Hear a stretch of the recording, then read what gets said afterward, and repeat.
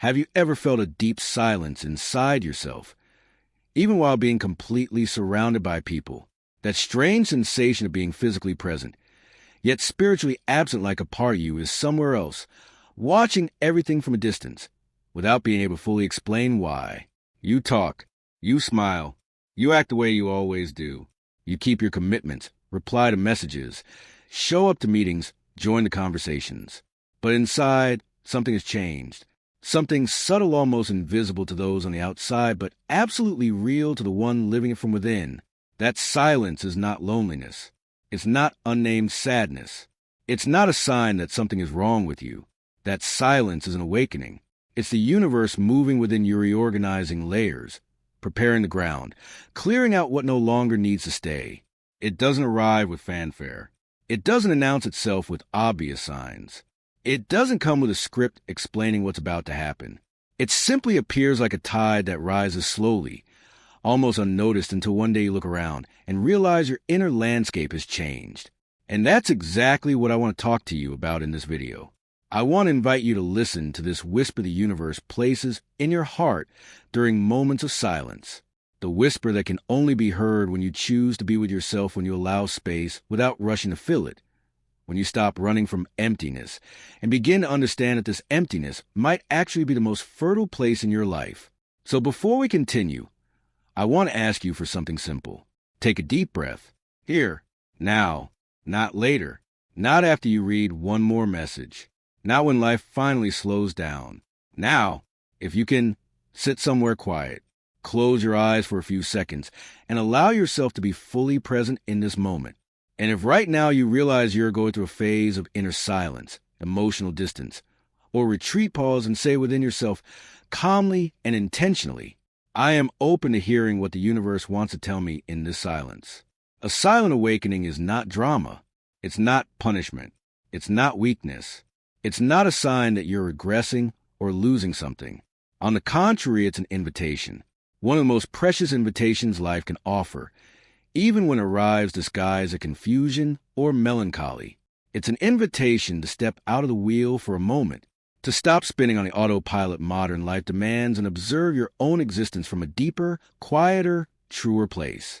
Most people spend their entire lives inside the wheel running, producing, consuming, reacting without ever asking whether the wheel is even moving in the right direction. A silent awakening is the moment when, even without meaning to, you begin to question the wheel. And this process has an inevitable side effect: distance. While the people around you seem to maintain the same pace, the same conversations, the same fears, the same celebrations over the same things, you begin to see everything with a different clarity. Not necessarily a comfortable clarity. Sometimes seeing more clearly hurts. You start to notice patterns repeating in cycles. Stories you've told yourself for years that no longer make sense.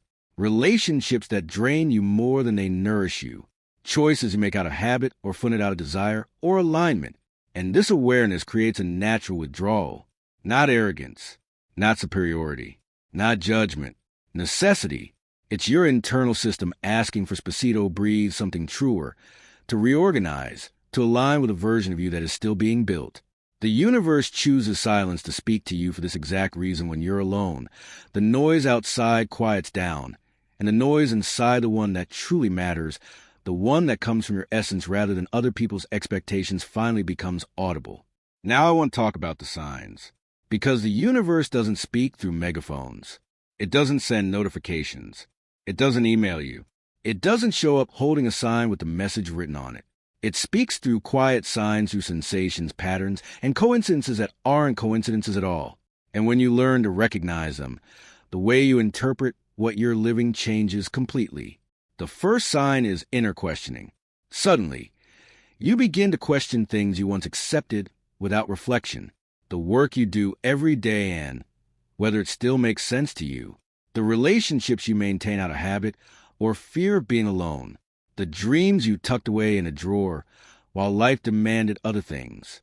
Your family, the roles you play, the expectations you carry. What once felt acceptable now feels uncomfortable. A voice inside you whispers that there's more, that there's a version of your life more aligned with who you truly are. This questioning can be uncomfortable, but it is sacred. It's the beginning of everything.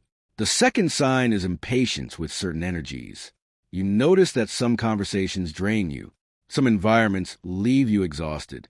Some people make you feel like you can't breathe, not because you become intolerant, not because you think you're better than anyone else, but because your vibration has changed. When you begin to awaken, you naturally stop resonating with what is toxic, shallow, or designed only to keep everyone comfortably stagnant. You seek depth, and not everyone around you is ready for that, and that's okay. Everyone has their own timing. The third sign is nostalgia for yourself. Images from the past start appearing more often.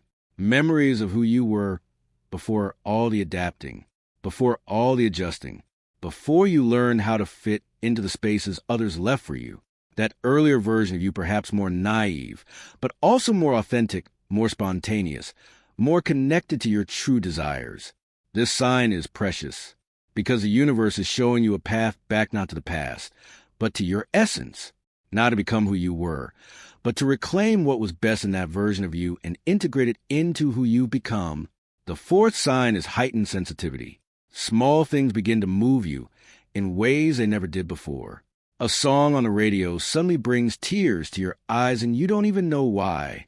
A scene in a movie, a passing sentence someone says, the smell of food, a place you walk by that stirs something inside you. This sensitivity is not imbalance. It's intuition sharpening.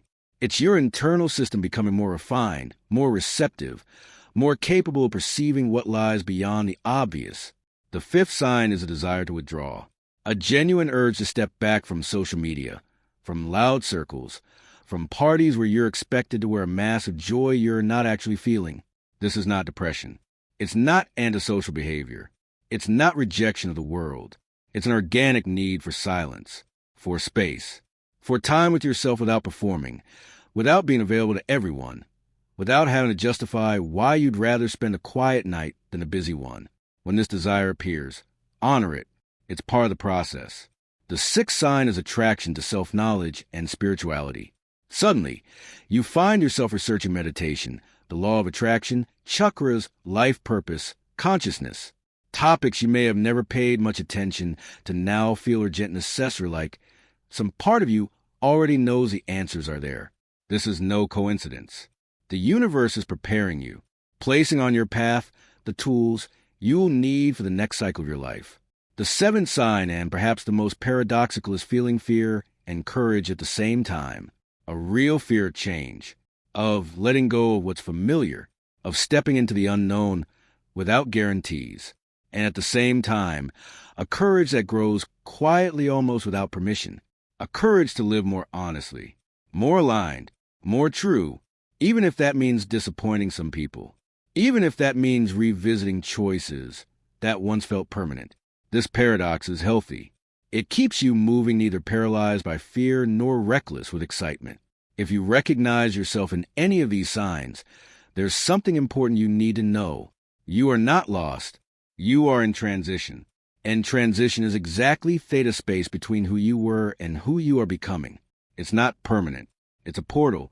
And what you do while you're inside it determines a great deal of what you'll find on the other side. So I want to offer you an exercise now. A simple but powerful one, something you can do as you continue listening.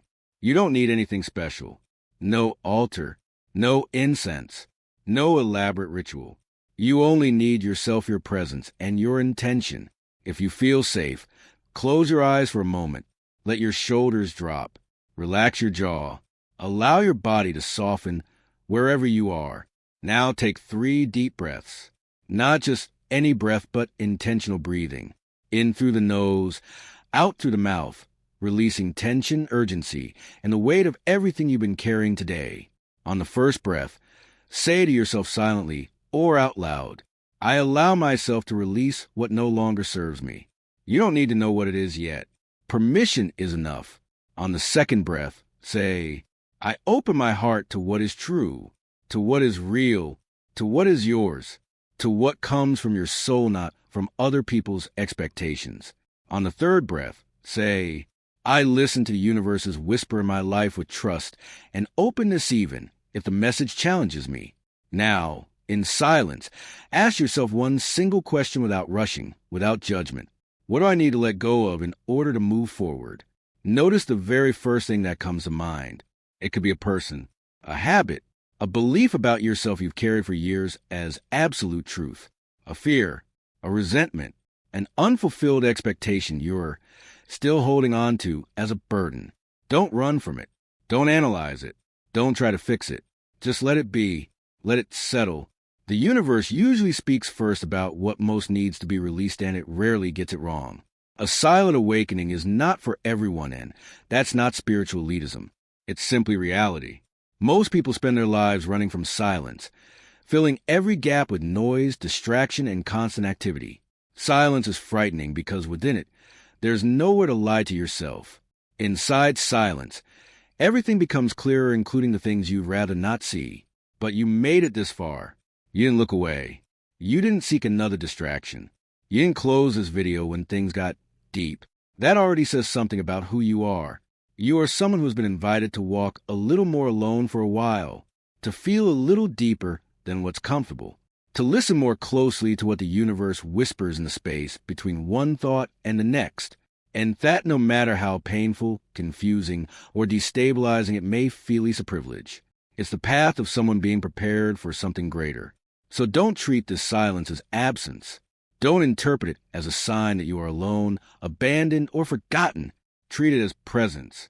The presence of a new cycle forming, of a more whole version of you preparing to emerge.